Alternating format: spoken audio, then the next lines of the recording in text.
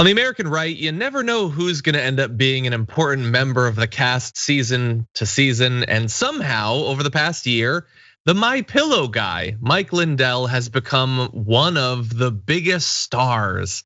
And I don't know much about him, I've never spoken to him, but thankfully we do have someone who has. Friend of the show and senior Washington correspondent for Insider, Dave Leventhal, returns once again. Dave, how's it going? Hey, it's going great, John. Great to have you here. So you spoke with the MyPillow guy. How did this come to be? What was the context? It's kind of an open secret in politics that if you give your name, your email address, your phone number to a political committee, that this can be information that is bought, sold, resold, rented. So I was working on a story about that, about what's going to happen going forward now that we've had some very innovative ways in which both the right and the left uses personal information of its supporters. So what does this have to do with Mike Lindell, the MyPillow guy? Well, in the course of working on this story, I was talking to a couple of Republican consultants who I've known for a long time and asking them about what they've been hearing on the Republican end. And we got talking about MyPillow and whether because of Mike Lindell, his company has sold or rented information from people who buy a MyPillow or buy some other type of product from MyPillow. And so I did what I've done many, many times in my career, went to the website of the company, looked at its privacy policy. And John, at best, it was contradictory, and at worst, it was indicating that there were some instances in which it was selling the information. I made an inquiry to MyPillow, and lo and behold, 2 hours later, I got a phone call on my cell phone from a Minnesota area code. I thought it was spam, and lo and behold, it was actually Mike Lindell himself. So look, I'm very glad that you were pursuing this. It's bad enough that on things that are sort of explicitly political, your information could end up getting sold. Social media sites we know have done it in the past. The idea that that would be a thing you have to worry about when you buy a pillow online is odd. So I'm glad that you were doing this story.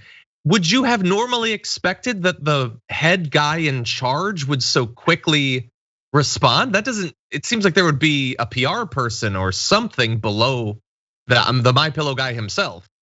So for starters here, we never found any evidence that MyPillow sells its customers' information. And in the first 2 minutes of this phone call, Mike Lindell himself very clearly made the case to me that they do not sell their information. But to your question, would I expect anything like this to happen? Absolutely not. I mean, I can count probably on one hand the number of times in my career when the CEO of a large company or a significantly sizable company immediately responded to some direct in the front door media requests.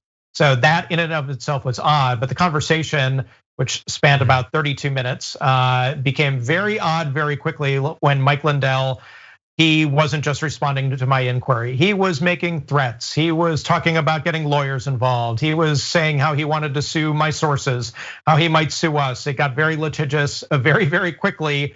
And it also kind of took this weird kind of evening sitcom term when he decided to conference into our conversation the company IT guy by the name of Todd. And then Todd decided that he was going to kind of throw the former lawyer of MyPillow under the bus, a guy by the name of Joe, and he gets conferenced in on the call. All of this because I was asking a question and effectively read Mike Lindell what was appearing on his website, which Mike Lindell then got very upset about because he had no idea that his own company's privacy policy read this way and indicated that there was a possibility, at least as written, that one could sell or one could have their personal information sold. So he seemed genuinely surprised by what you were describing to him. Oh, he was shocked. He was aghast. He was just livid over the fact that this was appearing on his website and that a plain reading of it by me or anyone else who came to this website would indicate that there was the possibility that this information would be sold, even though he said that he has never sold a single email address of anyone who's bought a MyPillow. So he wanted to make that very clear. And also I should note too, after continuing on throughout the conversation that we had, he kind of ended it where we began by threatening lawsuits. He did at one point thank me for bringing this to his attention. And about 2 hours after we got off the phone, the MyPillow website changed. It was very clear at the top and very bold type that MyPillow does not sell its customers' information. So this clearly hit a very sensitive vein, but man, there was a whole lot of drama in between asking the question and getting the ultimate answer to this question. And one of the more fascinating conversations I've had with a political figure over the past many months, and that's saying a lot. Sure, I mean, the bringing in the additional people, it seems like you tapped into a pre-existing conflict, I'm going to guess there. But it's really interesting because he's thankful to you for bringing it up. So far as you've acknowledged, no evidence that they've actually done this. To get so freaked out about it, it doesn't prove anything, but it feels like it does. I don't know. Anyway, I'm curious though, like you acknowledge that they changed the website a bit. Did they change the policy at all? Like the information you'd initially looked into, has that been updated as a result of this interaction?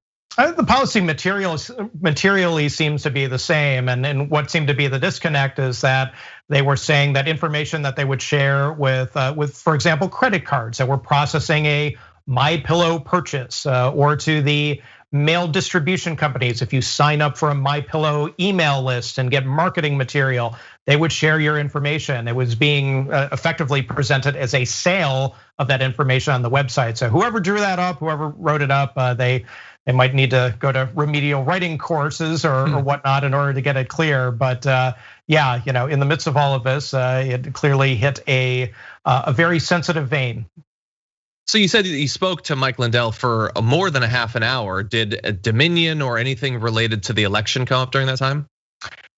So as soon as we established that he was not selling the customer information from MyPillow, and that he said absolutely not, this was nothing, I talked to him about Trump. I talked to him about Dominion. Why is MyPillow? Why is Mike Lindell even in the news? Well, number one, going back several years, he was a tried and true supporter of Donald Trump among corporate CEOs. He was arguably the most out front across the United States as being a Trump supporter. And then in the past recent months, when Donald Trump was denying that he had lost the election, Mike Lindell was right there standing next to him. And Mike Lindell in particular had been and continues to not only cast doubt, but basically say that voting machines that were used in Georgia and in the election were tantamount to fraudulent machines, and that they fixed the elections, they rigged the elections. And Mike Lindell reaffirmed that to me, that he still believes that now. And that was a couple of days before he went to CPAC, the conference, a conservative conference every year, this year held in Orlando, Florida, made an appearance and effectively said the same thing there as well. So Mike Lindell is not backing down from the notion that, as far as he is concerned, the steal has not been stopped, and that the election continues to be rigged, and that Donald Trump should, in his opinion, be the president of the United States. And finally, to possibly tie together the two topics, he threatened you potentially with lawsuits related to your investigation of a story not related to election fraud or anything. I know that in his pushing this idea that the entire thing was stolen, he's facing his own potential issues. And even when he's been brought on places like Newsmax, they've sometimes had to cut him off to make clear that they don't support the theories that he's pushing forward, especially in related to Dominion, because Dominion has apparently talked about some legal trouble. Did any of those potential challenges to him come up? Is he at all worried about any of the court possibilities? Oh, well, he brought it up. We talked about it, and he at one point, I'm paraphrasing what he told me, but he said he would rather have 10 Dominion lawsuits than have his company be put out there and be presented as a company that sells the personal information of its customers. So I should also note too that Insider has not been sued. There's been no threat of a suit beyond what Mike Lindell said. There obviously is nothing to seemingly sue over. Asking some questions here, which he answered. That's how journalism works. But Mike Lindell very much is under a legal cloud himself because of things that he has said about Dominion, which is a company which makes sales, which feels that its reputation has been tarred and cast adrift because of Mike Lindell's comments. So we're talking about $1 billion plus lawsuit that Dominion has put forward. And then there's another company called Smartmatic, which is also involved in a similar way with things that Rudy Giuliani, another very tried and true Donald Trump supporter, has said too. So as much as we want to, in many ways, get beyond election 2020, it is still here with us in very real ways, John. It is. Well, look, thank you for going through that experience and being able to bring back some interesting information on the other side. And as always, Dave, we appreciate your work. Hey, thanks a lot.